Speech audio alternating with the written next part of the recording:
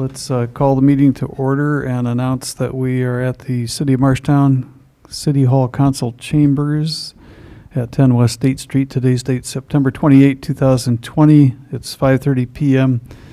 If anybody has trouble hearing me, because I'm going to try to do this wearing a mask the whole night, please raise your hand or indicate somehow that you're having that difficulty hearing me. We have people joining by tablets and computers and phones, and a couple of counselors today will have to be remote. At this point, I give a notice to the public that the mayor and council welcome comment from the public during discussion of the items on the agenda. You have to step to the mic, state your name and address for the record, limit your time to 3 minutes or less so others may be given an opportunity to speak as well. All speakers shall speak clearly and direct their comments to the mayor and council and not specifically to any counselor. It's at the discretion of the mayor and council to respond to specific questions and comments or have staff respond during that meeting. Now that we've been called to order, those who are able, please rise for the Pledge of Allegiance. I pledge allegiance to the flag of the United States of America and to the republic for which it stands, one nation, under God, indivisible, with liberty and justice for all.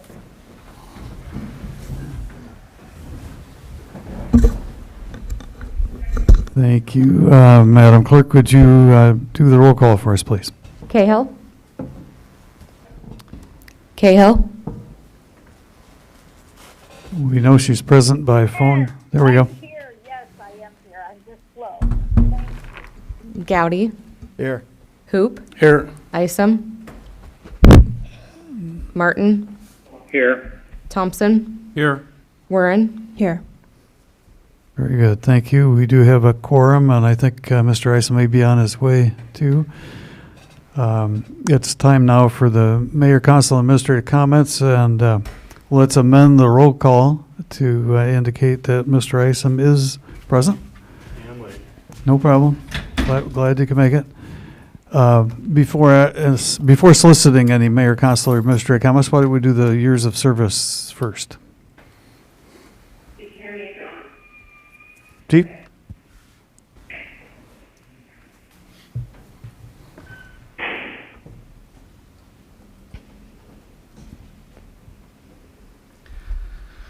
Good evening, David Ryerson, Marshalltown Fire Department.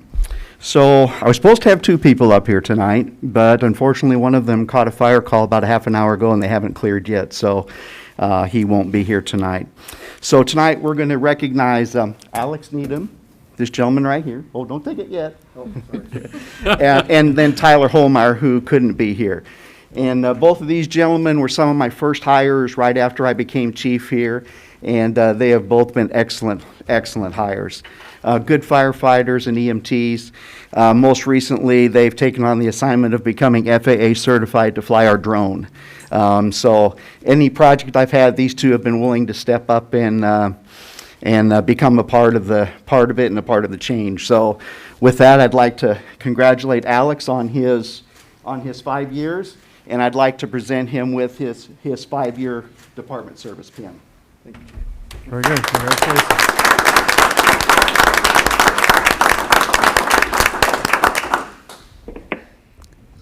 Thank you. Mr. Hubbard. Jeff Hubbard, Park and Rec Director. I don't quite have a years of service, but I do have an award that I'd like to give one of our fine employees. Brad Weave actually won an award at the Iowa Park and Rec Conference through that association, but our spring conference was canceled, and so was our fall workshop, so we didn't really get together as a group to hand out awards. So I'd like to introduce Steve Jordison, who's with the Iowa Park and Rec Foundation, to give Brad his award.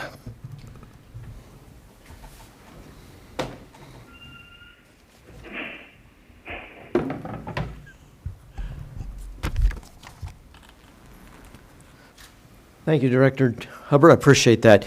My name is Stephen George. I'm the CEO, Iowa Parks and Recreation Association, and we represent 100 plus municipal parks and recreation departments, similar to the one that you have here in Marshalltown.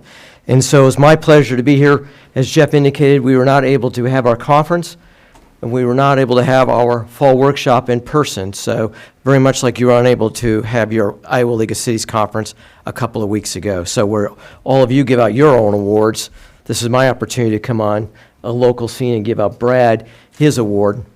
And the T. Ray Frame Park Maintenance Award is given to an outstanding maintenance person with a Parks and Recreation Department who has demonstrated a high level of skill in his or her work, goes beyond what would be considered adequate or expected in the position, shows a devotion on and off the job.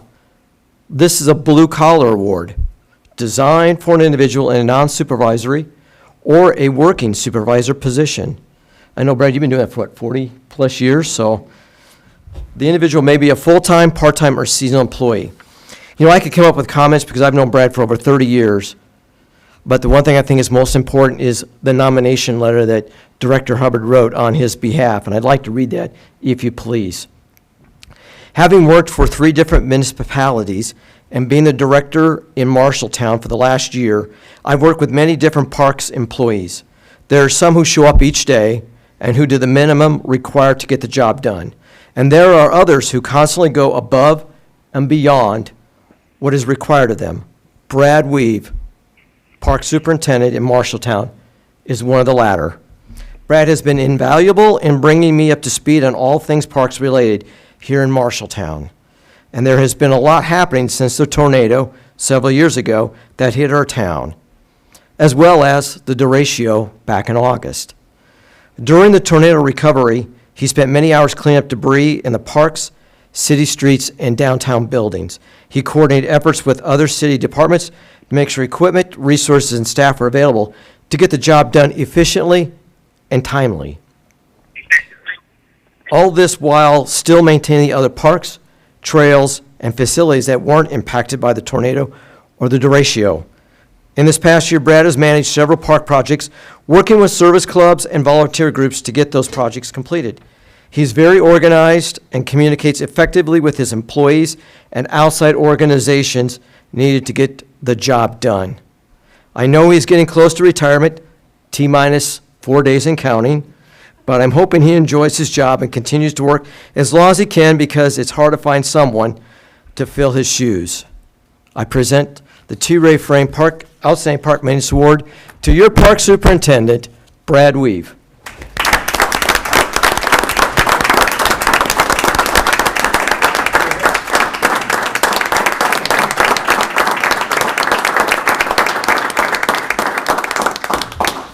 Thank you.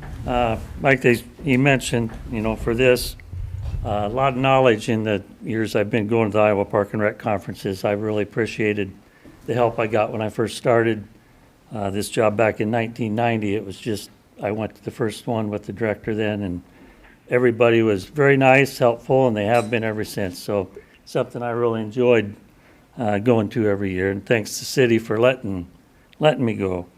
And as far as retirement, yep, be 42 years last August, so I decided that this Friday's probably long enough. So that's about all I need to say. I'm not big on talking, so thank you.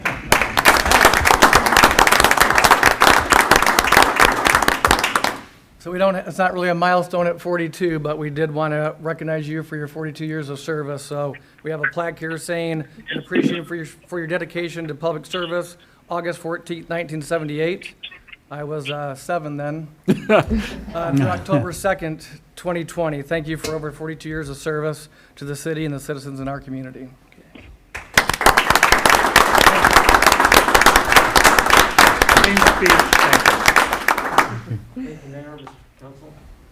Thank you, Jeff. Very good. At this time, then, let's switch to any comments to be made by the, You also have the introduction of Carlos Gio. I'm sorry. The introduction of Carlos, Oh, sure. that's on the next item. Yes, we do. Let's go to the introduction of Carlos Gier. I think I saw him. Good evening. I'm Lynn Olberding, President and CEO of the Marshalltown Area Chamber of Commerce. I appreciate you giving us the opportunity to introduce you to our new Economic Development Director, Carlos Gier. Carlos has been with us since August 10th, and I'm going to let him introduce himself and tell you a little bit about his background. Well, thank you, Lynn. I appreciate that. For starters, I just want to say that I'm just happy to be here, and thank you for the opportunity to introduce myself. I'm originally from Honduras, moved to St. Louis to study. I got my start out in politics, worked for the midterm elections in 2018, and then did some politics right now for this cycle, 19 and 20. But most importantly, though, I work for the St. Louis Regional Chamber. It covers 15 counties, the entire MSA of Greater St. Louis, and I did public policy there and investor relations. It was really attracting investors to the region and conveying our new narrative of what St. Louis had to offer, where someone could come, live, work, and invest and play. And so we made that attractive to investors. So that's what I did for the chamber. So now at the Marshalltown Area Chamber of Commerce, though, we are focused on attraction, retention, expansion, and housing. And so in doing that, we are seeking to retain businesses that are already here, help them expand, and also bring in amenities. That's the attraction part that are very well needed here in Marshalltown. So just excited to be here. I'll be looking forward to connecting with each one of you personally at a personal level. And I've already met, I've been introduced to Jessica, I've met Michelle, and Joel too. So that's been great. So, but thank you for allowing me this time to introduce myself. I appreciate it. Welcome aboard, Carlos. Thank you. Any questions or other comments up here? Very good. Thank you also, Lynn. Okay. Now let me try again for the council or administrator comments. Your Honor. I just want to say that this last week, Eckler's, Shane and Christine, opened their new laundromat on 3rd Avenue, which is replacing the damaged one on Center Street. So there is some good news 2 years after the tornado that some businesses are finally getting reopened. And I look forward to having them in my neighborhood and Sue's ward and part of the community, and also that it's a good sign that other businesses will be following shortly. Thanks, Mr. Mayor. Very good. Thank you for mentioning that. And that reminded me that last week was when we saw the McGregor store open again and open their doors again to put furniture back into their flagship store. So we are starting to see that now, a couple of years after the tornado. Very good. Other comments up here? All right. I don't have any further ones either. So it's time for the consent agenda. Before the meeting started, I was asked to pull items 9 and 13 from it. Are there any other items anybody up here would like to pull from the consent agenda before I entertain a motion to approve it? Your Honor. Yes, sir. Also would like to pull number 1, just for a clarification. Number 8 and number 18. Which two did you say earlier, 9 and 13? 9 and 13, yep. Yeah. Oh, I'm sorry, 1, 8, 10, and 18. All right, so we had the 10 in there as well. I've got it that it will be everything except for 1, 8, 9, 10, 13, and 18, if my math was right. Yes, sir. Okay. Well, Thank you. With those things pulled, or anybody else want to pull anything else? If not, is there a motion to approve the others, which would be 2 through 7, 11, 14 through 17? I move for approval. Second. Thank you. Roll call? Hoop, Yes. Isom, Yes. Martin, Yes.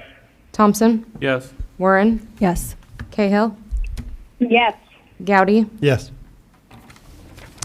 Very good. That carried as well. And then we go on to item number 1. Madam Clerk, when able, would you read that one? Would you like the clerk to read the list of items that were approved? Oh, yeah, we usually do that first, don't we? thank you. I've only got a year and 3 months left at this. I think I'm probably going to get kicked off of here before I figure this out. Please do read those items that were approved. Approved liquor license renewals for the Central Iowa Fair at 1308 East Olive Street and Casey's General Store, number 3228 at 916 East Main Street. Approved the tree trimmer license for Johnson Lawn Care. Resolution authorizing a grant of $65,000 to Fairway Stores, Inc. for the construction of a new store. Resolution declaring certain property surplus property and authorizing sale and disposal thereof of a 2008 Sterling truck and a 2004 GMC truck. Resolution accepting the purchase of a 2022 International HV 507 dump truck with a snowplow and salt spreader for the price of $140,457 from O'Holland International for the use in the street department. Resolution approving Marshalltown Little League lease agreement for 2020 to 2023. Resolution approving the annual street financial report for fiscal year 2020. Resolution ordering construction of the East Main Street Drainage Improvement Project, SMW 20004, setting public hearing on proposed plans, specifications, form of the contract, and estimated cost, and directing publication of notice to bidders.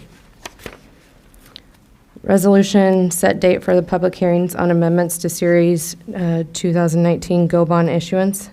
Resolution accepting the assignment of the development agreement for the Catalyst Building Grant and new construction incentive grant from Garrett and Danny Goodman to United Bank and Trust. Resolution accepting the assignment of economic development tax increment payments for Marshall Graham Lodging LLC to Avalia Bank. Resolution approving the purchase of a 2020 Dodge pickup from McGrath Dodge.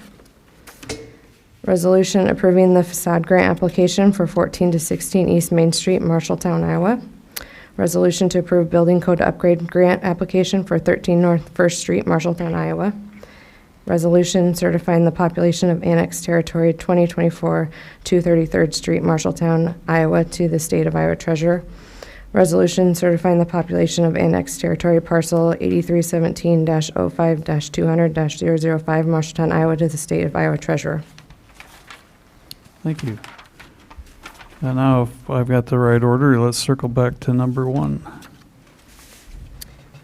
Approved minutes of September 14th, 2020 meeting and the bill list of $4,871,123.82. Is there a motion to approve that? So moved. A second, Your Honor. Thank you. Discussion. Your Honor. Yes, sir. I asked to poll this just for clarification. For example, there were 3 items to our attorneys, Lynch Dallas, that were showing up in 3 different categories. And if either the city administrator could let the public know why those were, or Diana, it doesn't matter to me which one. Yeah, so one of their bills contained publication charges that they had paid on behalf of the city to the Times Republican, and then also some charges for title reports and things. And so because those are separate line items that are in our accounting system, we code those items that are not actually legal fees to those line items. And so that's why you saw that they had legal fees as well as those 2 other things. And then, Your Honor? Yes, sir. And Jessica and I have talked about, we'll talk more later about somehow trying to figure out a better way to get this information out to the public and clarify it more so we can eliminate some of the questions. I mean, I'm not saying they're frivolous, but they're legitimate questions, but we just need to figure out a way to let the public know what we're spending money on. And thank you, Your Honor. You're welcome. Any other comments or questions or discussion? Anybody think we need to mute the phones or unmute the phones for 15 seconds? Raise your hand. Yes, I do, Your Honor. Kind of hard to raise your hand and be recognized, isn't it? Okay. Let's start the clock when we're told everybody is unmuted. They're unmuted. Clock is running. And you didn't know you weren't the only hand that got raised either. No, mine was raised. Yep.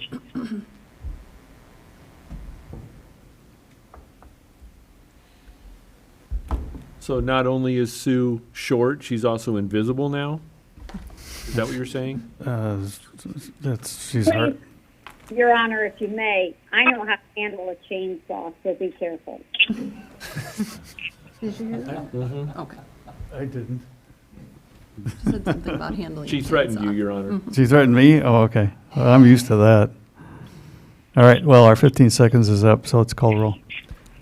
Martin, Yes. Thompson, Yes. Warren, Yes. Cahill, Yes. Gowdy, Yes. Hoop, Yes. Isom. Yes. Very good, that one carried, and I think we're on to number 8, resolution. Resolution authorizing the police department to purchase police radio communication equipment and services from Raycom in the amount of $221,917.50. I move for approval. Second. Discussion. Your Honor, Your Honor, Yes, sir. I was asked to pull this one. There was a member of the public would like to comment on this one. Let's see.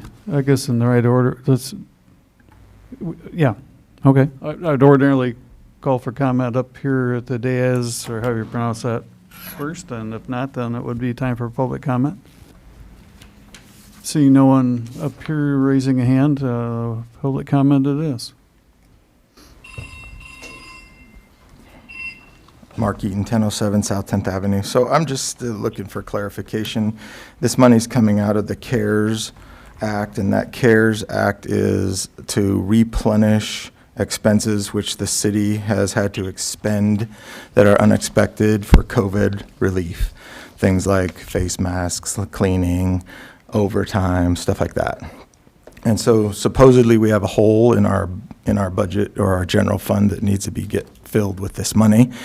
Now we're taking half of the money and we're going to, well, this isn't half yet, but a large sum of this money, and we're going to expend it on some other items which weren't planned to be purchased.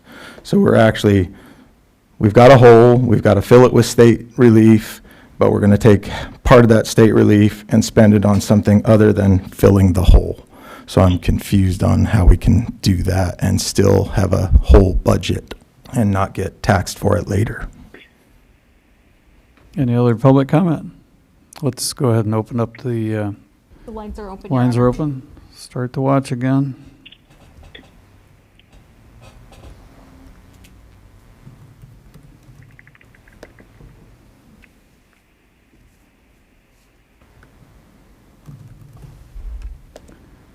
Fifteen seconds are up. Let's vote.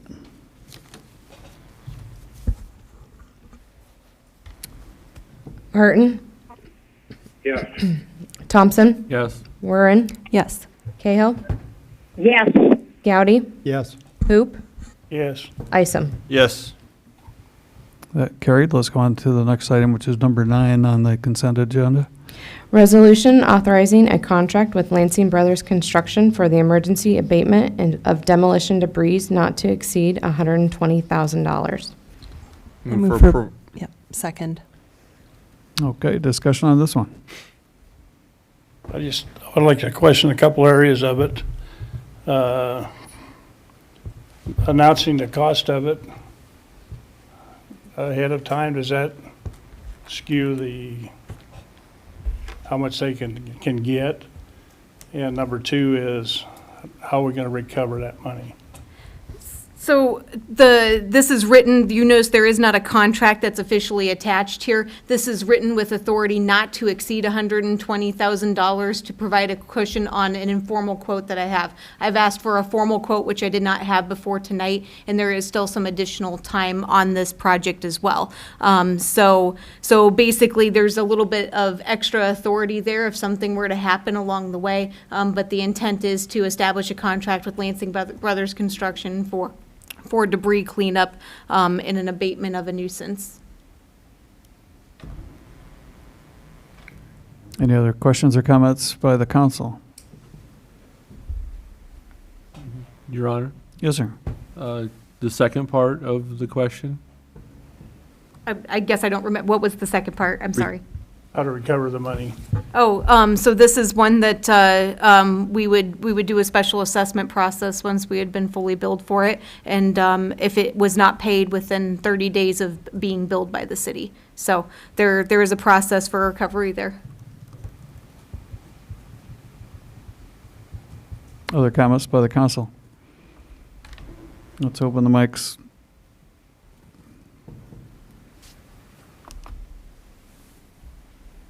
Everybody's unmuted. Thank you.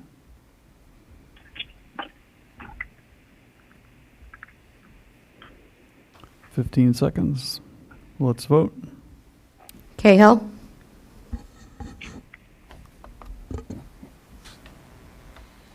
Cahill. Yes. Gowdy. Yes. Hoop. Yes. Isom. Yes. Martin. Yes. Thompson. Yes. Warren. Yes. Very good, thank you. That one carried as well. Now we're on to the 10th item that was originally on the consent agenda. Resolution approving an agreement with Bolton and Mink for professional services related to the creation of a quiet zone. Is there a motion to approve? So moved. Second. Discussion? Your Honor, Yes, sir. I just wanted this off the consent agenda so I can make a negative vote on it. Thank you. Okay. Other discussion up here? 10, let's go 10 seconds on this one. The lines are unmuted, Your Honor. Okay.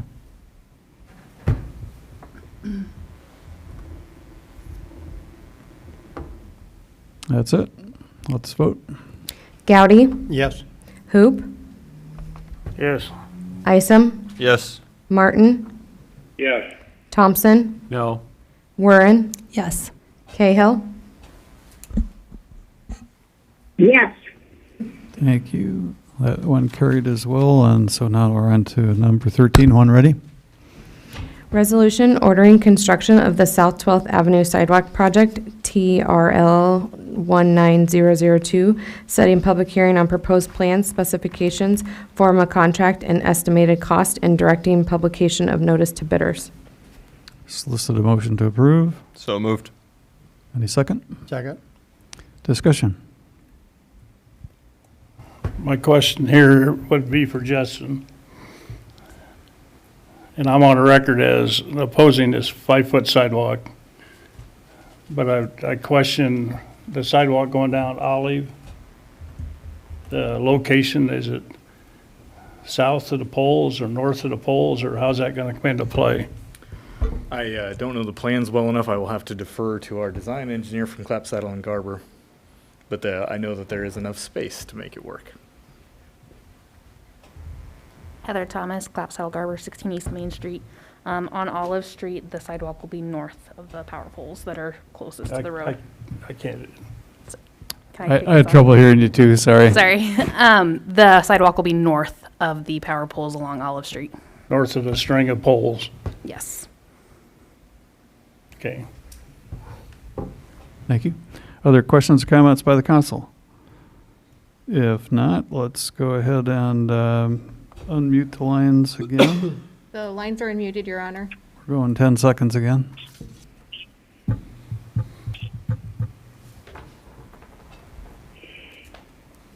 Time is up. Let's vote. Hoop. No. Isom. Yes. Martin. Yes. Thompson. Yes. Warren. Yes. Yes. Cahill. Yes. Gowdy. Yes. Carried as well. Let's go on to the final one that was on the original consent agenda. This is number 18. Resolution accepting a grant from the U.S. Department of Commerce Economic Development Administration for the Edgewood Extension and Flood Mitigation Project in the amount of $2,956,849. Move for approval. Second, Your Honor. Discussion? Your Honor. Yes, sir. I asked that this one be pulled off. Yes, I love the fact that the federal government is going to give us $3 million, but I just wish we had knowledge of what development is going to take place on this new street before we build a street for no reason, is all I wish we had ahead of time. Thank you, Your Honor. Thank you. Any other comments or questions by the council? Let's unmute for 10. You're unmuted, Your Honor. Thank you.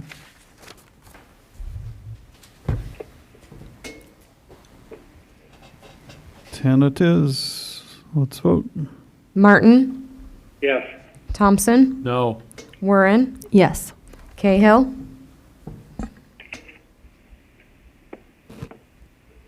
Cahill, Gowdy, Yes.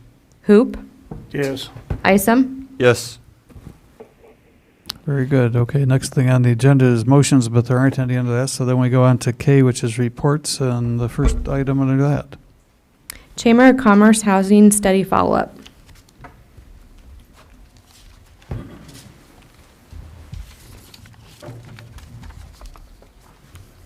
Great, thanks, Jessica.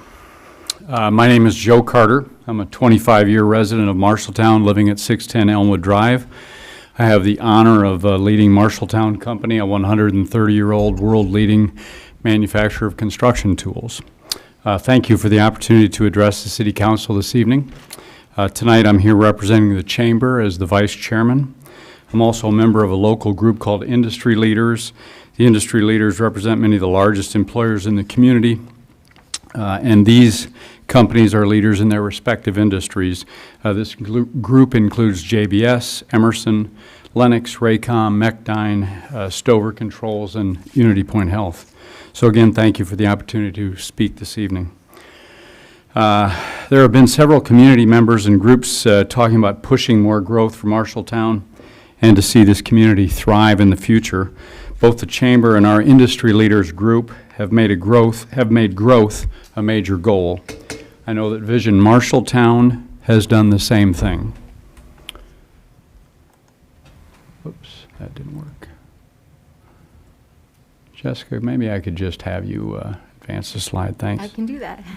If we want a growing, more thriving community, we found that the need to increase our housing options, especially single-family homes, is critical. So, if we could go to slide 3, so the Chamber created a housing committee first, and that committee hired McClure with the cities, your vocal and financial support, as well as the Chambers, to understand the challenges and to develop a strategy for increasing our housing options in Marshalltown. We contracted with McClure in February of 2020, and more recently, after seeing McClure's strategy proposal, the Chamber Board has approved dedicating $250,000, that is $2,500 per home for 100 homes, for a portion of the home buyer incentive that McClure has proposed. So the Chamber Board has already done that. If we get this proposal launched and moving, the Chamber wanted to be a leader in supporting the effort, and we couldn't imagine a better way than to put our money where our mouth was. Because the city was gracious enough to partner with the Chamber in paying for McClure's work, the Chamber asked me to update you this evening with where we are so far with McClure, and to present the McClure proposal so you can see the first part of what you're paying for. I will cover the meat of the proposal, but I believe that Lynn Olberding, the Chamber's president and CEO, will be getting the mayor and each of the council members a copy of the McClure report very, very soon. I apologize that we didn't get that to you ahead of time. Next slide. McClure explained to us that there is a housing shortage in the United States, especially for micropolitan communities such as Marshalltown, as well as even smaller communities. We need developers and we need builders. They further explained to us that communities like ours are riskier for developers and for builders because the profit margins on homes are smaller, and there is a smaller demand than big cities offer with their larger populations. Finally, as McClure looked at our community, they realized that we have virtually no shovel-ready lots, and we have no incentives that drive housing growth. So McClure told us that if we're going to solve this housing shortage issue, we need to put the initial focus on developers, on the developers. We can try to find existing developers here and elsewhere who would be willing to take the risk. However, because finding any or enough developers to solve our housing shortage has been difficult in the past, McClure suggested that we create our own 501c3 organization to act as a developer as well, and we are in the process of doing that. A developer must buy land to initiate a project. So if we use a local 501c3, we'll need to find donors to fund that purchase of any land. We've already started some of those donor conversations, and those will continue. The Chamber and the Housing Committee have been doing that. After the purchase of the land, the developer needs to grade the land and put in streets and utilities according to the way the land is platted or designed. That infrastructure work must be funded somehow. Again, McClure explained that we have various options, like we do with the land purchase. McClure gave us proposed options, and the one that impacts this group, the group that I'm speaking in front of, would be possibly using TIF for infrastructure costs. So I want you to be aware that's in their proposal. So how does TIF fit in? A residential TIF works in a unique way in that funds are split depending upon a community's demographics. So currently in Marshalltown, the funds would be split 60-40. 60% to repay the infrastructure cost and 40% to be used to fund low to moderate income housing. So that will, if we can make this happen, I actually will, if we build homes that are 180,000 plus, is what our hope is to do. There will also be money coming back in those, under those TIF funds to help us with low to moderate income housing. Part of the McClure's proposal spends time on this issue, but utilizing their numbers. If we say that this housing initiative builds 100 homes and that the average assessed valuation of those homes was $225,000, McClure's example showed that we would see $2.1 million in repayment of the infrastructure and then $1.4 million for the LMI housing. So they've got that in that document and I think really laid out not only in the body of it but also in the appendix. So very, very big picture. If we build new homes and we build the infrastructure with residential TIF funds, we'll see a 60-40 split on that. 60% to repay the cost for infrastructure, 40% going to low to moderate income. Besides incentivizing developers, next McClure proposes that we incentivize builders and home buyers. If our 501c3 is the landowner, we can control the prices on lots and could offer to hold the cost of the lot until the home is sold. It's one of the two of the things that they recommend. To incentivize buyers and help to incentivize buyers and help builders sell the homes more quickly, McClure proposes a cash incentive in lieu of tax abatement of $10,000 per home. As I mentioned earlier, the Chamber has already agreed to put in a quarter of that amount. We have not yet requested funds for this home buyer incentive from anyone else. So we haven't started that process, but we intend to. I also want to mention that when we first met with McClure, they made a point of emphasizing that we need to be inviting to these developers and builders if we're going to make this happen. If we create incentives and we get builders and developers attracted, McClure said we need to be great, and I emphasize the word great to work with when it comes to applications, permits, codes, inspections, etc. I'm confident that Marshalltown will make that happen, but they made that clear that it's critically important that we do that. We got to be better, as good or better than every other community in the city of, or in the state of Iowa to make that really work and prosper. McClure still has more work to do, so do we as the Housing Committee from the Chamber, but we wanted you to get this update. It's hot off the presses because the bulk of McClure's work has been done. They've got a few more things need to finish up before we're paying them in full, but I think the report is well done, and I think you'll enjoy getting through that, but that's the synopsis to it. So thank you for your time, and I would take any questions that you might have. Are there any questions up here from the council? Yes, Your Honor. Are you aware, Mr. Carter, of any other Iowa communities that have done this CDC model? There are. Newton is one we know well of. In the report, you'll see that they talk to at least 4 other communities, looking at what they've done to develop more housing in those communities. Newton is one. They have a development corporation that is funded in that same way. Thanks. So they're one example. I know my hometown of Spencer had a $10,000 incentive for first-time home buyers as well. That worked very well up there. I think they're in the list of people surveyed. Okay. Other questions or comments up here? Your Honor. Your Honor, I have a question. Go for it. Joe, thank you for coming before us and sharing this information. As a building provider yourself, how would you rate the city on those characteristics of being basically friendly to the developer? You have developed a property. How are we doing at this point? We can be better.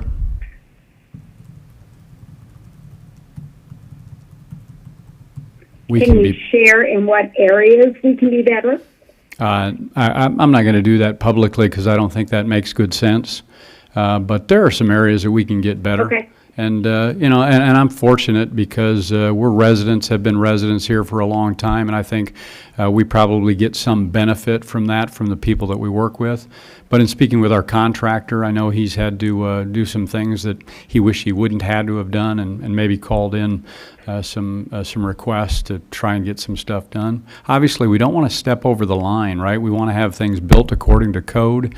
We want to do things properly, but I know we're in the works of trying to change what we're doing on the International Building Code and working with the Consortium of Des Moines. And so I think that some of those things are a step in the right direction. And so I think, Sue, I think the proper way for me to frame it is we can get better, but I think the forces are in play to already try and do that. But I just don't want to lose sight of that. I think we work hard to do what we're doing. The last thing we'd want to do is then don't do a great job on all the follow-up and doing those sort of things. But I think we're good. I think we could be great. No, I appreciate your candidness on that, Joe. Thank you very much. I guess I also want to say you were looking at properties at the $225,000 mark. Is there that market for the $100,000 to $150,000 houses? Where does that? I talked to someone this past weekend who has a property that had been damaged in the tornado. They have demolished the home and they have a lot for sale, but they are not having any luck selling an individual lot. How does that fit into the plan that has been developed? Yep. In what McClure did in speaking with builders, that they found that most of the builders they're going to talk to are going to build a home for likely in that 200 plus range. I think the number was 225,000. That's very, very common in what these builders are looking to do. So I think, Sue, I'm not surprised by the example that you gave, that story that you give. I think that's tough. But I also think that's where why I wanted to spell out more specifically with the residential TIF how this can help. So if we create a big development, these builders are going to want to come in and build a home that's $200,000 plus. That's highly likely. And I think we'll see that demand. If we're really going to drag in commuters from outside the area, I think our number is something like 22% of the people who work in town commute from more than 40 miles away. It could be 30 miles away, but I believe it's 40 miles away or further. And our hope is that we have more housing options. We're going to then get more of those people to move to this community. And I think some of the things that we've already seen are leading us in that direction. But those homes are likely going to get built at a higher value than what you're talking about. But if we do this and then we build infrastructure through TIF funds, we'll see some money come back, and it's pretty significant money for low to moderate income housing. And then in the report, it very details how some ways we can utilize some builders to potentially do exactly that, help those situations with infill lots, maybe even some larger, but it could be multifamily homes, could be single-family homes, and then we're looking to hit those sort of price points or maybe even a little bit lower than what you're talking about, Sue. Does that answer your question? Thank you very much, Joe. You bet. Thank you. Yeah, thank you. Mr. Thompson? Thank you, Your Honor. Joe, I'm impressed. I was wondering when this report was going to be coming to us, so I appreciate it. Now, you know, we offered up to pay half of the implementation fee. Do you have a feeling on that yet? Yeah, which With is McClure? which is phase 2, Right. right? And we're going to hold off until we get all the work from McClure. Obviously, it's taken much longer. I think we were expecting this report by the end of April was what the beginning assessment was, and then COVID struck, and we've got all sorts of excuses. But whatever they are, here we are today, finally in late September. So it's much later than we expected.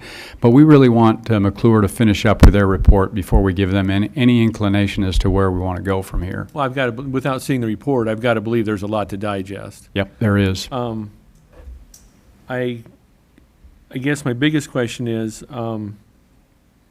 with one of your counterparts, they really thought that this was the impetus to grow Marshtown's population to 50,000. I don't think that's realistic. However, I have to believe, and I agree with Sue, we have a lot of infill development that needs to happen to be a viable town. The infrastructure's already in place in those places.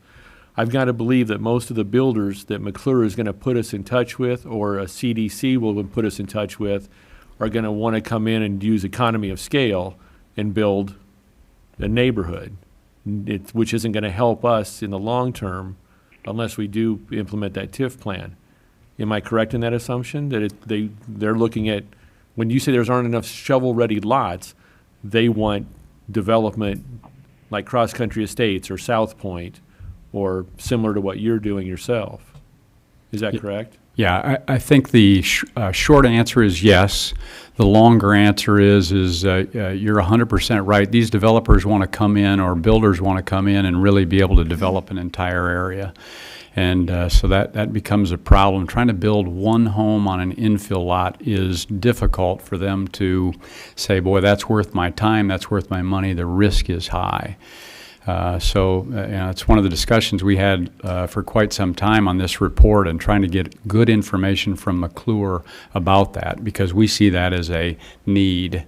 Talking to JBS on the north end of town, how are they going to deal with it? So we've all got the issue, and there's not easy answers, because builders are not just clamoring to do a lot of those types of homes. I just want to say I'm impressed, the 250,000 commitment from the chamber. We're strongly in belief that this can happen and do a world of good. And everything else that we're seeing going on, certainly our project at Crosby Park that wouldn't be part of any of this because it's multifamily housing, there's zero question we're seeing with the units there, we're bringing people to town. They're getting filled by people who wouldn't otherwise necessarily move to town. And that leads me to my last question, if I may, Your Honor. You may. Does your organization have a list of people that want to move to Marshtown and we just don't know about it? Or is it if we build it, they will come mentality? Yeah, none of the residents at Crosby Park are people that I was associated with. Okay. So I think the answer is no, and we certainly don't want to put that sort of pressure on our employees or any other employees. But I think it really is. We build it, they'll come. So you trust these numbers that McClure's coming back with? I think they're small. I think they're being conservative. Okay. So yes, I trust them. I just think they're being conservative. Right. Thanks, Joe. Thank you, Your Honor. Other questions up here? Let's go ahead and unmute the mics for 10 seconds.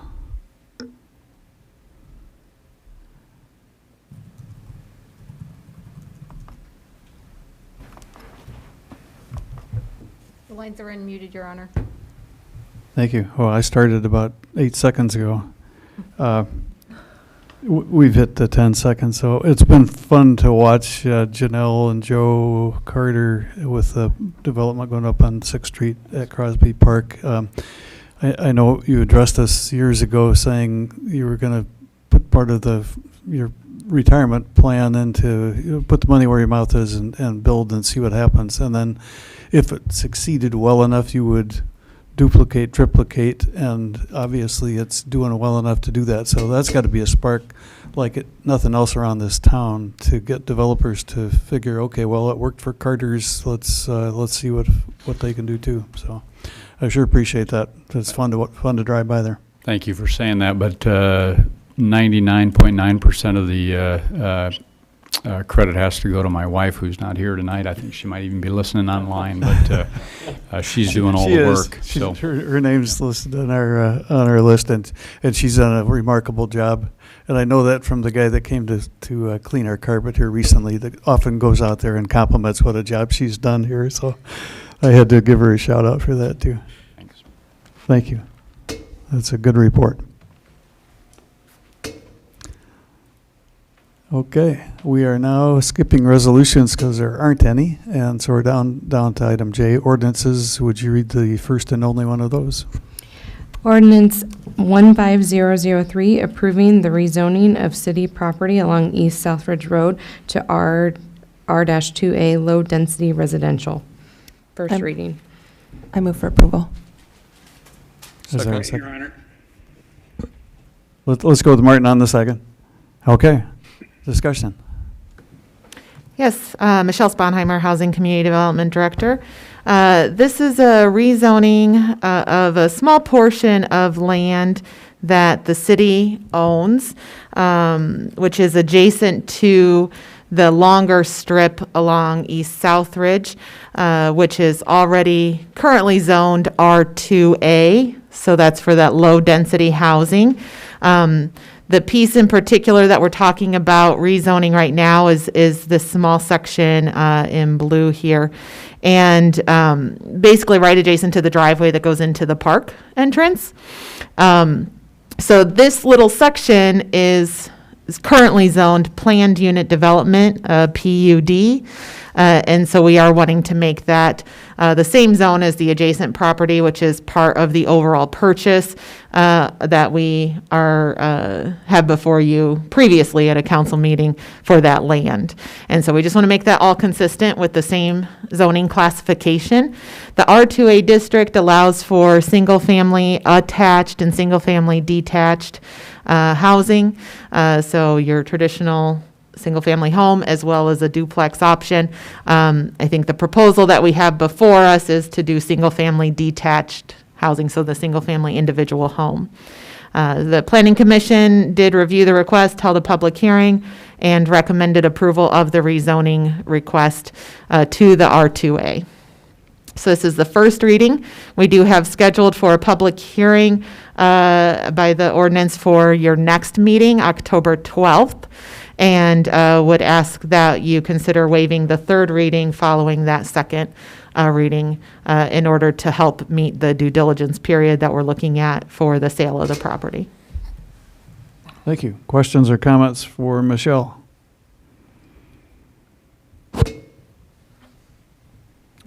Public comment? Tell me when to start here.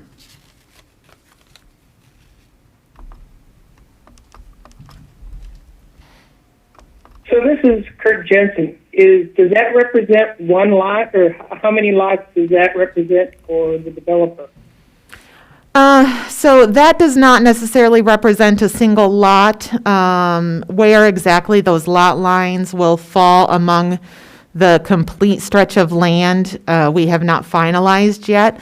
The final plat will be coming before the council and the planning commission in October. And that's when we will have all the actual lot lines determined. The minimum lot size in the R2A is 65 feet wide, 8,000 square foot in area. And so the lots will have to meet those minimum standards. And we are expecting them to be pretty close to that range in order to maximize the amount of ground available for development. Kirk, can you please state your address for the record? My address is 2607 Leland Court. Thank you. Other public comments or questions?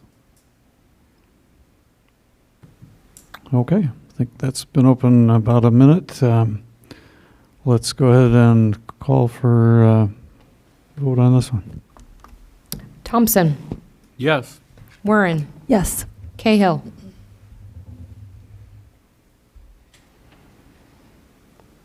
Cahill. Yes. Gowdy. Yes. Hoop. Yes. Yes. Isom. Yes. Martin. Yes. Yeah, Ms. Cahill, I don't care what the politicians tell you, you really only get to vote once.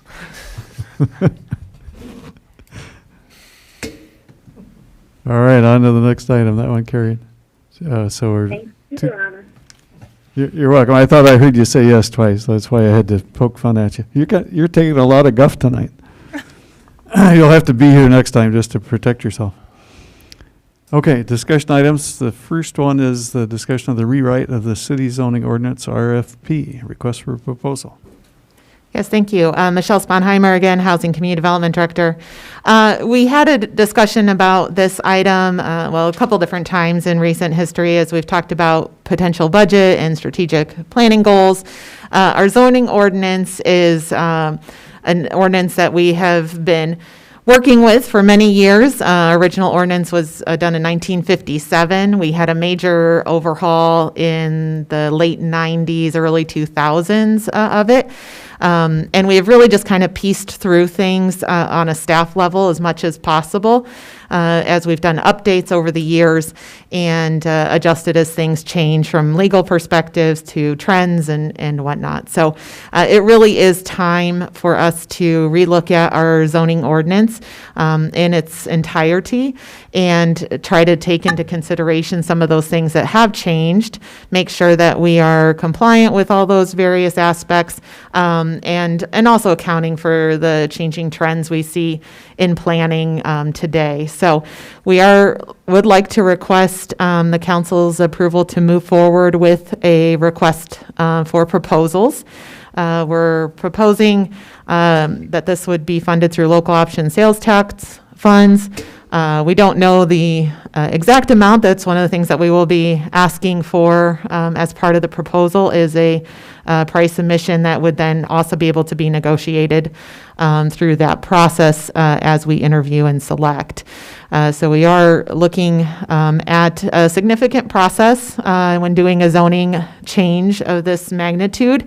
I expect that it would take some significant time to work through not only evaluating our current codes, public engagement, and proposing new draft language. So this is a significant project, but one that I believe will be very helpful for us in many ways. As well as hitting right on the things that Joe just talked about in terms of being ready for development in our community. Thank you. Any questions or comments by the council? Your Honor.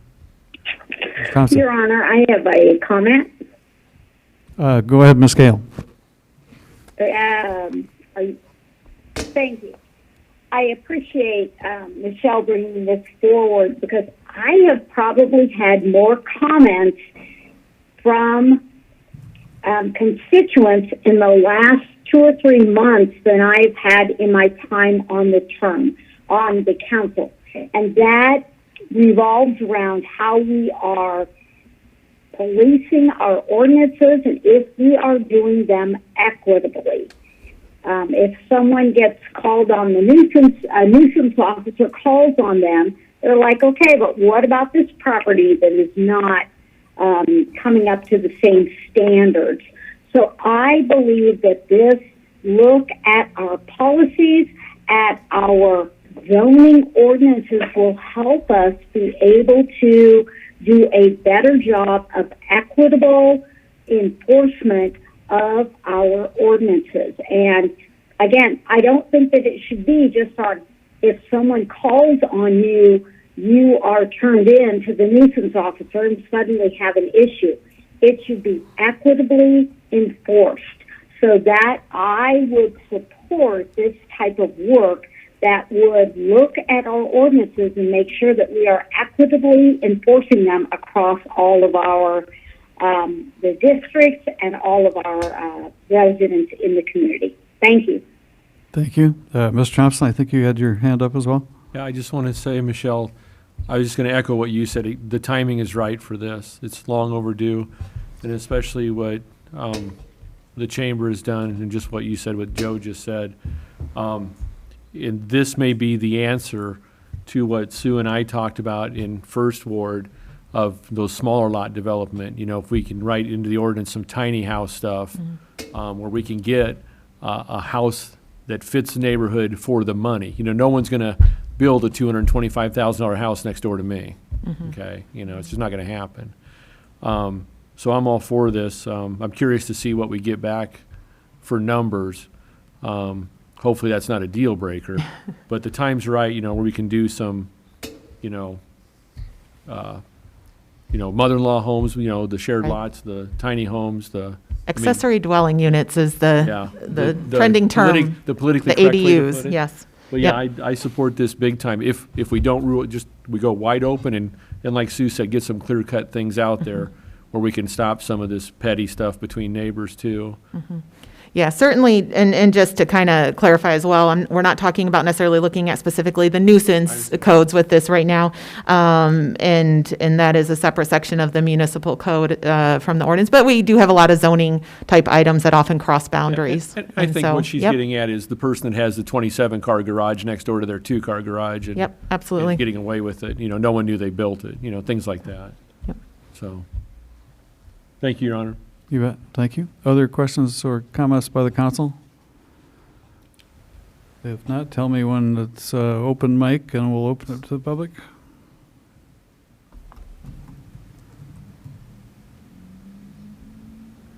All lines are unmuted. Okay. Let's go 10 seconds again. Michelle.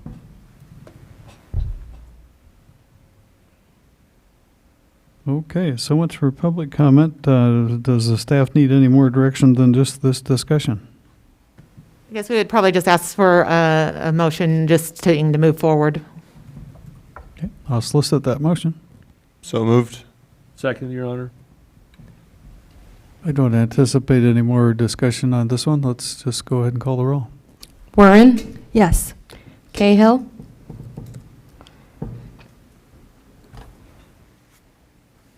Yes. Gowdy, Yes. Hoop, Yes. Isom, Yes. Martin, Yes. Thompson. Yes. Very good. You've got your direction. Thank you. The next discussion item is IEDA Downtown Revitalization Grant Application.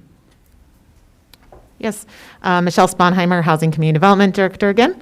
So this is another item kind of talking about development and specifically in our downtown. And Julie Winter from Region 6 Resource Partners is also here, and she may present some other more details on the program, but I wanted to kind of start off our discussion. Obviously, as you all know, the tornado had a tremendous impact on our downtown, and we have a lot of buildings downtown that need various levels of facade work, both pre-disasters as well as post-disaster that were impacted. And the Iowa Economic Development Authority has a grant program for downtown revitalization that they put out every year. And we are trying to, in preparation for next year's round, think about this process because it is a very lengthy and extensive process in preparing an application. Like many of our grant applications, we may work on, and there's a lot of narrative and some details and data that goes along into an application. This one is a little bit different in that it does require a lot of work done by professional design folks, architects, to work with property owners and come up with the plans for what a scope would look like well in advance of a submission. And so we wanted to first come to the council to have some discussion about interest in participating in this grant. The grant is a $500,000 amount of grant funds that does require a one-to-one match. There is an owner contribution component to that as well. And we are looking for the council to support that matching amount. There is a discussion of looking for other local sources through foundation funding to also support that if possible. But certainly those are not guarantees as well. And so I wanted to bring forward the idea of supporting it would be in next fiscal year. So I wanted to get this on before we got into budget. Think about for the next fiscal year, supporting up to a $500,000 matching contribution to this grant coming from what we were proposing, I think local option sales tax as the most likely source of funding. And so I do have, Julie, if you want to maybe come up and present a little bit more. I guess first off, I've seen people do this in various ways. Can you all hear me with the mask on? No. No? I have to admit, it's easier for me to watch your lips. Okay, I will go ahead and take it off for this then. Julie Winter with Region 6 Resource Partners. As Michelle mentioned, we are considering pursuing the Downtown Revitalization Grant. It's a grant from the Iowa Economic Development Authority. I think of this, my office works with communities in our 4-county area. We've had several communities who have been successful in this.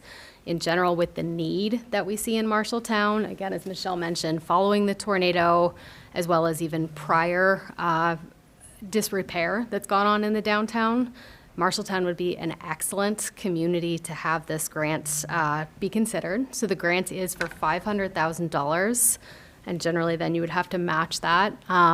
We do have to get at least 8 interested downtown building owners in the downtown in order to qualify. So far, we've done some initial investigation, just one-on-one meetings with building owners downtown. We definitely have at least 8. I can say positive conversations for 9 right now who would be interested in the match, as well as they have qualifying scopes.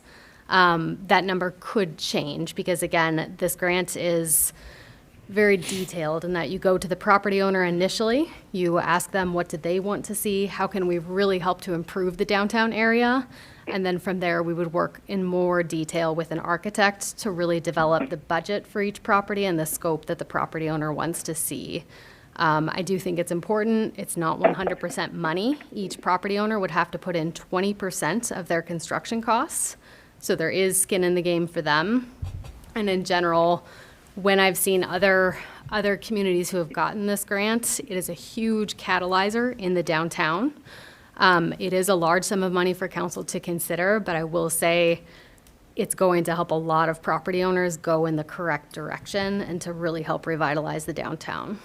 General timeline that we'd be looking for, the grant is not due until July of 2021.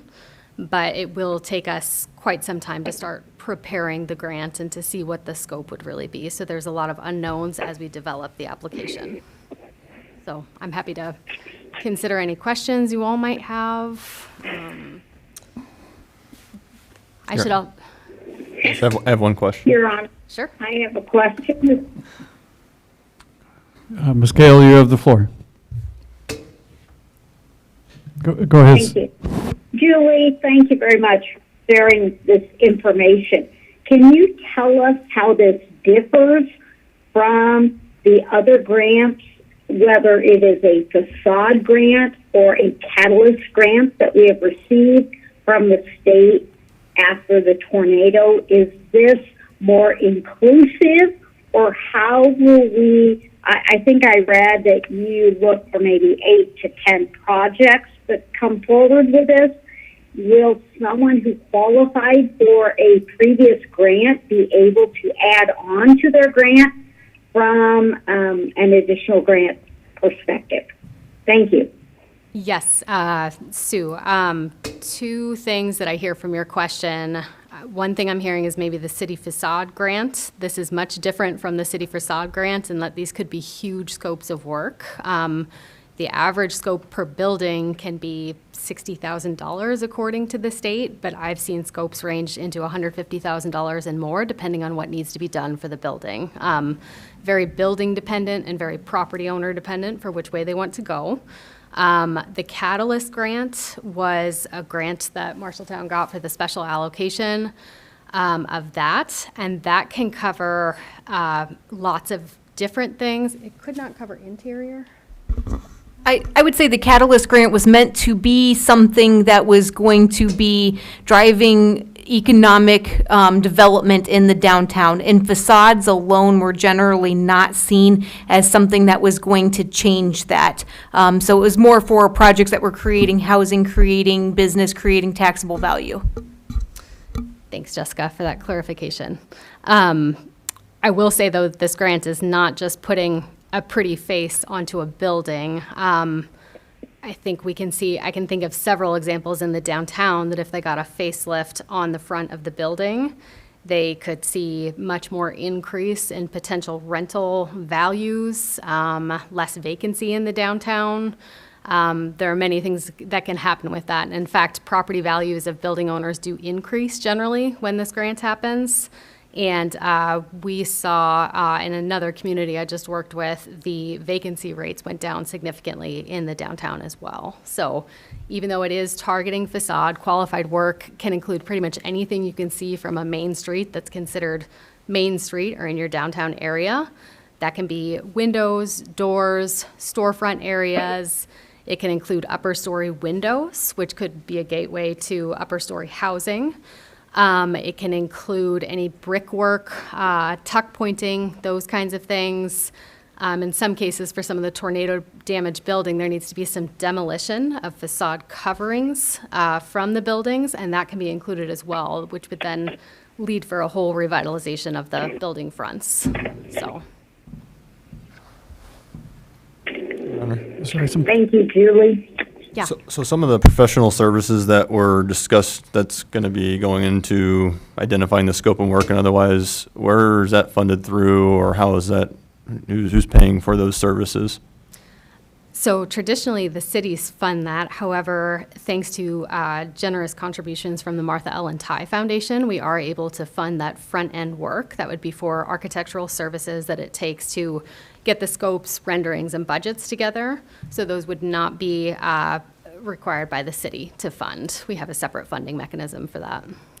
Can I ask a question of what that would normally look like from a funding, from a dollars perspective, that's not coming out of the city's pocket? Or would traditionally come from the city's expense?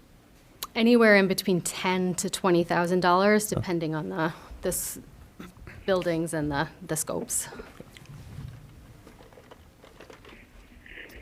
I know that Iowa Economic Development people were pretty excited about the prospects for second-story housing in Marshalltown, so this is kind of right in that bailiwick too, is it? Yes, because this can definitely help to repair the outside of a building, and then after this project is done, then you can use other funds to help a property owner get to the inside. Thank you. Other questions up here by the council? Your Honor? Yes, sir. 2 questions, Julie. Thank you, first of all, and then Michelle. Where's the grant out there for sprinkling everything downtown? I think that's the biggest need to get upstairs rental properties in. Bring us that grant and we'll jump on board. The other one is, if this one isn't due until, you said July of 2021, we're talking these funds would be available for 2022 then? We're that far out? So we're looking at 4 years from the tornado before these people even think about touching their buildings? And it's true. So some of these, I think when my office initially started considering this prospect, we identified different buildings that may have unmet needs, either tornado or otherwise. Some of those buildings may drop off, needs may be met, but I think for the folks who are willing to stick it out for a large revitalization project to have part of that covered that they wouldn't normally do, I think those are the property owners that will be in it for the long term. So folks are willing and able to go about their own. There are other funding sources through the city facade grant that they could get a smaller amount of money if they chose to try to apply for that. And I have talked to property owners who intend to address their needs before then. So that's a reality, but there are quite a few as well who are very excited about this funding, so. Thank you. I think, was your other question regarding timeline and why we're so far? Okay. Just want to make sure I understood that, I want to make sure I heard you say that the deadline for the grant wasn't even until July. Right. You won't even get an answer till what, November, right? Probably more like fall, I'd say mid-September. Yeah, and then Work to start following spring. Right, then the implementation goes in 2022. Mhm. Wow, okay. We're Thank you. cognizant that some building owners, that may not be their timeline, so trying to be as upfront as possible with everyone that is the timeline, so. And this grant there's no way it can be retroactive. I mean, they have to wait. Okay. Right. But if they wanted to do work on their property prior to this, say if there are interior improvements that need to be done, they can try to target other improvements and then hold out for that facade grant to finish their needs. Then my only other question was, where's that sprinkler grant? You looked at Michelle like there's something there isn't one? The code upgrade grant is that's the best game in town right now, so far as I know. Thank you. Yes. Thank you, Your Honor. Thank you. Yep, other questions by the council? If not, let's open up the mics again, or the lines, I guess. While we're waiting for that. Lines are unmuted. Okay, lines are unmuted. The folks in Cedar Rapids, it took about 10 years by the time they finally recovered from that flood, and then they get hit even worse than we did by the derecho. I feel so sorry for those people downtown. Yeah, certainly these projects do take time, Councilor Thompson. I think that's something that we realize with a lot of development. People don't always realize how long we work on projects in advance of things actually coming to be. And so that's quite normal in a lot of the day-to-day. We wish it all could happen overnight with the snap of a finger, but that's just not quite how things come together. So we take advantage of what we can on the schedules that we can and try to plan ahead, knowing that there will always be work that's needed to be done. And so, although some stuff will get taken care of before that, we know that there will still be a need in the future. Your Honor, if I may have one more question? You may. Michelle, so if we give you go-ahead to pursue this, we could be on the line for $500,000 on this. Right. We don't know if those other players are going to come into play, and we have to match this $500,000. Correct, and that's... If we give you direction tonight, we're saying we're going to fund anywhere from $1 to $500,000. Correct. What I would propose is that we do a resolution on your next meeting so that it can be acted on, so that Diana can take that into consideration in budget prepping. But yes, we would be looking for a match commitment. I would propose up to the $500,000 so that we don't go through the work, and if those other funding sources don't come to be, that we have that available and we don't miss out on that opportunity. You and Julie can't come to us with the locked-in money of the other funding sources so we can commit to an exact dollar figure? We certainly have talked about timeline and application rounds of some of those other sources, and we'll be starting on that quicker. We're not going to wait till after we know if we're awarded. Those will be things that are starting sooner rather than later. And so hopefully by the time maybe we have some budget, maybe we'll have a more refined number. But knowing that those scopes are still have time to take, we don't know what the full project will look like until all the scopes are developed for each of the properties. And so there's just a lot of variables out there that we're going to have to work through that process. And so certainly we'll be trying to engage money. And I think Julie did include in her information some of those sources that we will be, requesting from. But I think that's up to you as a council, certainly, which way you want to go. But my recommendation would be to consider the full amount for that project. If you're not looking for that, it does put some additional pressure on getting other sources to work out in order to move forward. The way that I would frame that is that really tonight, we're looking for a resolution to be placed on the next meeting, which gives basically Michelle the ability to say, the council is committed, this is a project that we're moving forward with, and therefore, we would like to apply for some grant funds, knowing that the city is going to be in on the $500,000 match.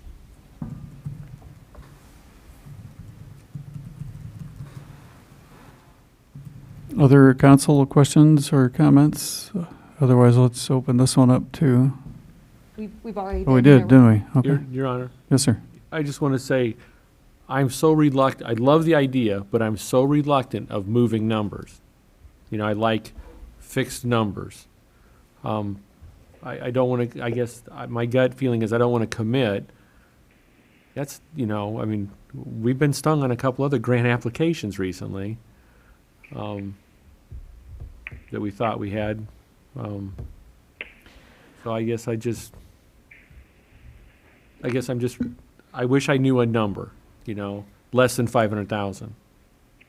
Well, and I mean, like I said, certainly the council, it's your discretion as to how much you would want to commit. That is, my recommendation as staff would be to be willing to do the full match But amount. she can't apply until she has Correct. a guaranteed match. Correct. From all the sources. Correct. And the IDEA doesn't care where the sources come from. They do care. They will ask for a confirmation of commitment of the sources. Right, but they don't care. Yes, I mean, they yes. just confirmation, they don't Yes, care what correct. organizations Right. step forward. Yeah, I think for what we were looking for at this point, as Jessica mentioned, kind of the ability to go before those other funders, knowing that we do have a commitment from the city to participate in the program, as well as the idea that it's worth moving forward and spending that money on the architectural design work to get the application supported. Because it is a significant investment of those dollars to work with property owners. If we don't think that we can pull together the matching funding, then we have to think about where is our time and resources best spent. And so that's the idea of coming before you at this point in time. We realize it's early and we don't have all of the details in order, but I think that it's the best thing for us to do in preparation. Other questions? Well, I guess this leads to another one, if I may. Jessica, is the downtown TIF, can we use that money for this? Yeah, so I mean, if you want to certify debt, I mean, that's the thing, is you're going to have to certify debt, which could be that you have a grant award where the city's commitment is X. So that would be something where you could certify it, but example would be if we don't get a notification until September of 2021, you can certify that as TIF debt in December 1st of 2021, and then it becomes available to you, that money becomes available to you in the next fiscal year. So You don't have a balance out there right now of downtown TIF? We do. I don't know what the current balance is, and I do know that, I think our concern with allocating that fully would be that then you take away any available funds for the facade grant. That would be extra replenishing. As both Julie and Michelle said, we want people to move forward on their own where they have code compliance and facade grant projects that are smaller kind of things that really don't maybe fit this grant. And so I don't want to take that away as a resource for people to pursue those smaller projects. So there would be a fine balancing act to do with that one. And again, we don't make the commitment, we don't have to spend the money if we don't get the commitment from the owners that they will spend their money to do the improvement of downtown. Right, certainly if we don't have the owner participation or we're not funded, those are funds and then don't get spent. So there is a lot that's up in the air that we won't know until something finally matures. But, this is kind of that first step.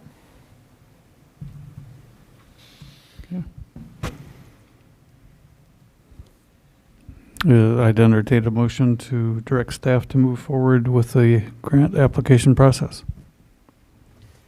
I move that we move forward. Is there a second? Second. I will second. Okay. Thank you. I think we've had enough discussion. I don't see anybody raising a hand, so let's go ahead and take a vote on this one. Martin? Yes. Thompson? Yes. Warren? Yes. Cahill?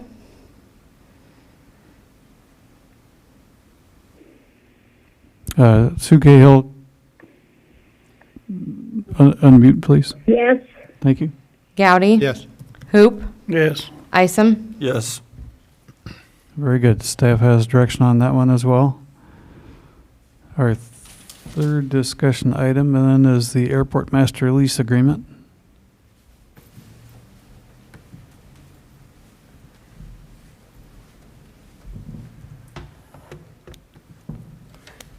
Good evening, Justin Nickel, Public Works Director.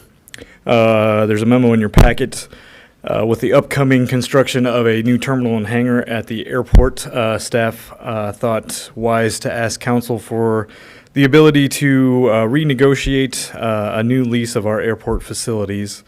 The current lease was approved in May of 2009 and runs for a period of 15 years. It does include a clause that offers the current lessee the first right of refusal. And our airport manager has indicated that he's still interested in continuing management of our airport. So staff would recommend or would ask council to authorize negotiation of a new lease for our airport facilities. Can I answer any questions? Are there any?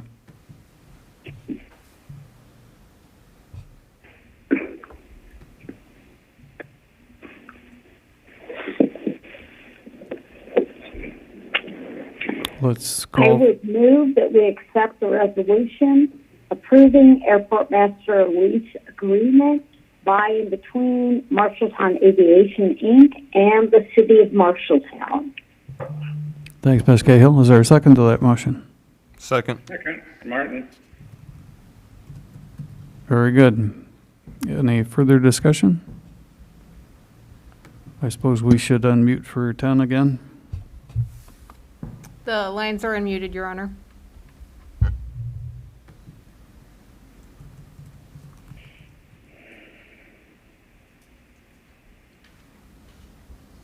Ten it is. Roll call. Gowdy? Yes. Hoop? Yes. Isom? Yes. Martin? Yes. Thompson? Yes. Warren? Yes. Cahill? Yes. Very good. Staff has direction on that one as well. We're to our fourth and final discussion item, which is the derecho debris cleanup and compost facility fees. Again, Justin Nickel, Public Works Director. Our crews have been working collecting debris since the derecho occurred on August 10th, including overtime most of those weeks. Current information out to our residents is that I should correct myself. Starting this week, we will not use any further overtime of our city crews to collect debris from the terrace. We will continue to collect debris on demand, which we're asking citizens with vegetative debris on the curb to call the Public Works number, the engineering office 754-5734 to schedule a collection. Our plan is currently to have the street crew work 1 day a week, each week, to go and collect debris so that our street crews can return to other duties that have yet to occur. Line painting, maintenance of our gravel roads, pothole maintenance, levee maintenance, street sweeping, crack sealing, sign replacements, things like that. Our compost facility has also been available free of charge since the derecho. The compost facility is staffed by seasonal employees, and our typical season ends anytime between Thanksgiving and Christmas. Some things in our memo for the council to consider is that future debris brought into the compost facility will not be FEMA eligible for reimbursement. We are seeing some debris that is green, so a staff can roll up on a site and figure out what's been freshly trimmed and what's been sitting on the ground for 2 or 3 weeks, waiting for our crews to come and pick it up. And that we also would need to adjust our hours once daylight savings time occurs to make sure that the compost facility is safe for the public and for our employees. We do pay approximately $600 per week in wages, not including benefits for the attendant and not including the street department employee that works down there to continually move the debris so that we can compost it in an efficient manner. I would remind the council that the compost is a deficit fund each year. I looked at our balances today, and that would be a continuing occurrence for this coming fiscal year. So if we are to continue operations, it's quite possible that we will need to find other funds to fund the compost facility. Are there questions or discussion items that, and I should then get to the recommendation. Public Works staff recommends ending on-demand call-in debris cleanup by October 30th of this year, and we would recommend charging compost fees again starting November 1st of this year, and certainly would not object to any date sooner than that. Is there discussion or questions that I can answer or engage in? Any comments or questions? Your Honor, I have a question. Ms. Cahill, go ahead. Justin, what is the typical cutoff time that the compost facility shuts down for the season? Usually, Councilor Cahill, that happens between Thanksgiving and Christmas. I believe Christmas is the latest that it's occurred in my 7 seasons tenure. Usually would be weather dependent between Thanksgiving and Christmas as to when we would close. Thank you. I appreciate that. Other Your Honor. comments? Ms. Thompson? I asked Your that this, Honor, I also have another statement. Go ahead. Go ahead, Ms. Cahill. Is it me or someone else? Ms. Cahill has the mic. Say again. Thank you. I have to admit that I have some damages to my property that happened during the derecho that I have not been able to take care of as of this point. I have looked at some people who are doing the tree cut down facilities, and there have been some issues involved in the city, people who have basically price gouged. So I am hoping that by waiving for my personal property, that I will find someone who is responsible and respectful of the city pricing range that we are working with. So I still have property that needs to be brought down from the derecho. I guess I would hope that I would be able to use the city facilities and use them at no cost because of just because of the facilities that we have, that not everyone got their trees cut down by the end of August. So I do hope that we can provide some other resources for people who have not been able to disperse their property as of this point. Thank you. Thank you. Mr. thank you, Thompson? Your Honor. Hey, Justin, first question is, why will future debris not be FEMA eligible? Just because the way that FEMA works, The time period? there'll be a cutoff of, we had our first meeting with FEMA today, and you have to identify your damages within a certain window, usually 60 days. So there'll be a cutoff point here where it won't be eligible. Before you ask your next question, that reminds me of something I need to share with everybody that I learned at 4 o'clock today at the FEMA trailer with Congressman Finkenauer. The deadline, the drop-dead deadline to apply for the FEMA individual grants is October 19, and I asked what time of day. Well, online you can do it until a minute before midnight. If you're calling on the phone, you'd be smart to make it by 6 o'clock. And the discussion, Finkenauer asked the FEMA officials a question about, well, how about the people that think that they're covered by insurance and it turns out they aren't later? As long as you get the application in now, you've met the deadline. If you miss the deadline and that happens to you, you are without any luck. And so I wanted to take this forum as a chance to tell people, if you haven't applied for FEMA yet and there's even a question about whether you should or not, please do it. It's still easy. They're still out there until Sunday at 6. Then they move to the Meskwaki, Sac and Fox facility, the parking lot near the casino, and they're still available online, still available by a toll-free number. But please, for those that are out there that haven't applied yet, consider doing that now so you don't miss the deadline. Thanks. Next question. Yeah, that was a good point. And they're there till when here in town? I'm sorry? When are they here till? in town? Till 6 on Sunday, I believe was what I heard. And I think literally they moved the trailer and the staff over to Tama County. Saturday. Is it Saturday? Uh-oh, sorry about that. Thank you, Your Honor. So Justin, I asked that this be put on the agenda for discussion because I think the people of Marshalltown have been through enough. And I think I guess my feeling is, I can't speak for the council, my feeling is, if you need money in your budget to cover the overtime and stuff, I'm willing to pull it from the local option sales tax to make this right with your department. I mean, I get that. But I mean, we just gave direction to housing that we're willing to commit $500,000 for 8 businesses, when this impact, if we keep it free for the rest of the season, whatever your normal season is, and if we obligate you to do 1 day a week pickup on call, and hopefully that will diminish over time. We're seeing that already. It's Okay. greatly diminished. And I really don't care if it's green or not. I'm not going to nitpick with them. I think they've been through enough. And if they want to trim the mulberry bush in the backyard and throw it out there, you know what? I'm okay with that. They've been through enough. And in the big scheme of things, it's not going to cost us $500,000 or $2 million for Merle Hibbs or the federal government $3 million for Edgewood. I mean, this is something I look at this as not so much as a burden on you, and I hope it isn't. I mean, I realize it is, but it isn't.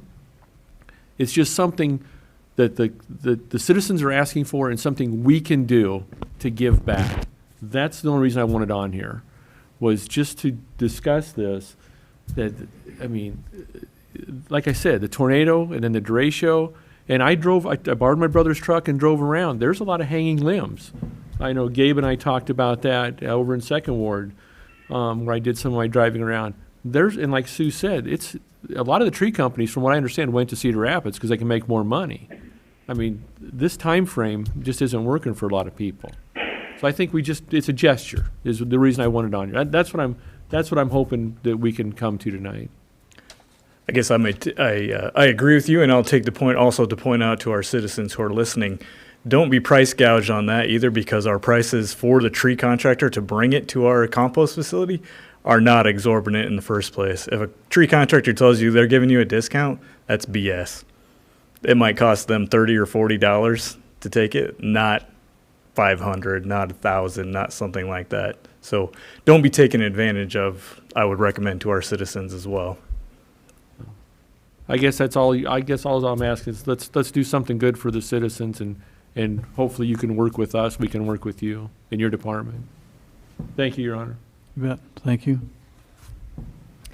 The guy running the machinery out there is pretty impressive. I've taken 37 loads of pickup tree debris out there, and I've just really been impressed by the way they keep that moving. Other comments? I suppose. Just Your Honor, I just wanted to say I too am in favor of extending it through the end of the season. And I would remind everybody, we had a beautiful Christmas last year.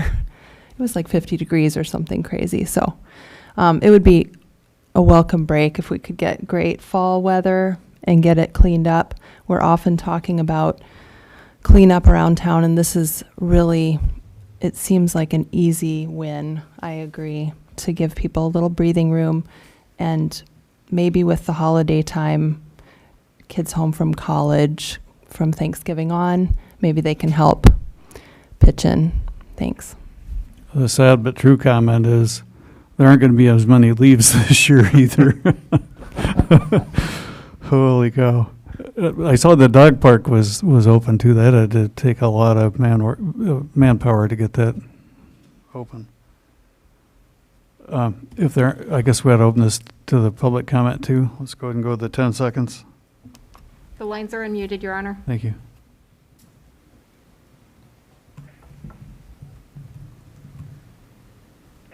Nine, 8, yep, there we go, 10 seconds. All right. Thank you, Justin. So I guess I just want clarification based on what the staff recommended versus what the council is suggesting. I think we need a motion to approve what staff recommended, or a different motion to, Your Honor, I'd make a motion that the compost facility remain free for the rest of the season for 2020, and also that the pickup, the call-in pickup, would be free to the citizens, and that you would not differentiate from what's green and what isn't, because a broken limb can still pull moisture. So I will really, you don't know if it's second that. true or not. I will second that, Your Honor. okay, we got a second by Cahill, thank you. Point of clarification, so the end of the season for compost fees, the resolution with regards to uncalled debris cleanup timeline, is that also to the end of the season that you're asking for? Or are you asking for? Same timeline. So I got to believe it's going to be cut down to probably one a week, in another month. Oh, I would agree with that. And I might suggest that we find a definitive, something that I find that happens quite often every season is we have short notice of the weather changes and we say, okay, compost is closing at the end of the week. So if we, December 1st, December 15th, something to that effect, I would like to have a definitive date. Otherwise, I feel we're going to have lots of complaints about, well, I didn't know compost was closing in 48 hours. Could it be December 1st? Could we offer that? If we say December 1st and we get 24 inches of snow on Thanksgiving, does that create the same problem? It will, yes. It'll also create the problem with our crews of using the same I trucks would for debris second- removal that we would for snow removal as well. So I would like to have a actual defined hard date, not just till the end of the season. December 1st. My recommendation would be that really be left up to staff who's directing their resources, and that be the call of the Public Works Director to be able to determine when that end of the season is, based on weather and other events. I'm okay with that as long as the end of the season isn't tomorrow. That won't occur. That was a Bethany joke, Justin. Well, we've been in that situation too before, where it snowed and then we don't actually close it because it's kind of a freak of nature. Are we specifying how much time that the street department spends picking up? It's still one day, or are you saying Day a forever? week, and if you need overtime, we got it. I like that plan that Justin has in place, that if one day a week, or if the calls get small enough, he goes to one day every 2 weeks. I leave that, I'm more comfortable with leaving that to his judgment than the cutoff date, no offense. I mean, the cutoff date's what got us here in the first place. It is, yep. And like I said, it's a hard, Yeah. sometimes Maybe you weather can changes. step down to a pickup, as it gets later on, instead of one of the plows. I would second that we provide the services as long as they are needed and following what Justin has suggested. I appreciate that. I will assume that we've still got the motion and second as discussed here. Let's call for public comment again. Thanks, Justin. The lines are unmuted, Your Honor.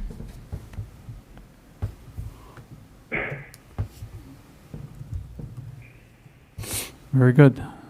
Roll call. Gowdy? Yes. Hoop? No. Isom? Yes. Martin? No. Thompson? Yes. Warren? Yes. Cahill? Yes.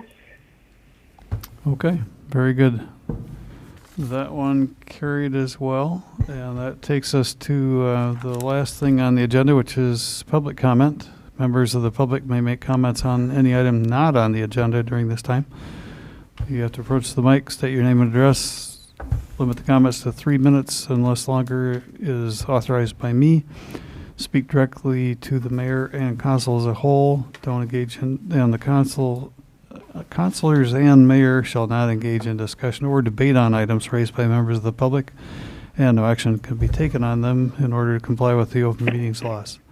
With that said, the microphone is open. If anybody present wishes to stand up and walk to it, and not, okay, I see somebody coming, then we'll open it up to the phone folks as well.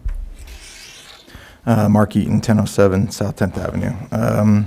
Recently, there was some city council action, court action required for the acquisition of a church that's owned by a dead person. And you had to take this, it's on Nevada or Boone, about 500 block. There is a parcel, Lackey Terrace, 7th Street and Boone, which is owned by a person who's been dead since 1926. It surrounds a pocket neighborhood and the middle courtyard. So if there are any nuisance problems with the driveways being broken, unplowed, things like that, the common sidewalk areas, the city's got no jurisdiction to enforce it because there's no person to enforce it upon because he's dead. You might want to look at that parcel and see what you can do to straighten that out so that the property owners, there's 10 homes there, one of them is in lead abatement, can maybe be deeded their portion of that common area so that they can take care of it and maintain it. Maybe put it in an association if they need to, that's up to them, but I just want it back on the tax rolls and be able to have nuisance enforcement. Thank you. Thank you. Let's open it up to the public. The lines are unmuted, Your Honor.